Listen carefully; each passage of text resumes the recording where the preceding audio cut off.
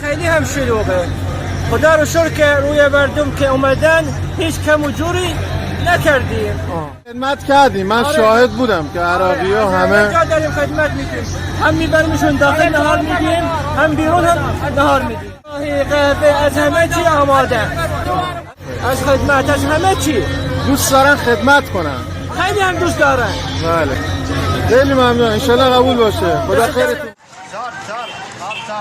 صار راحت ترجع كله صار صلوات هذا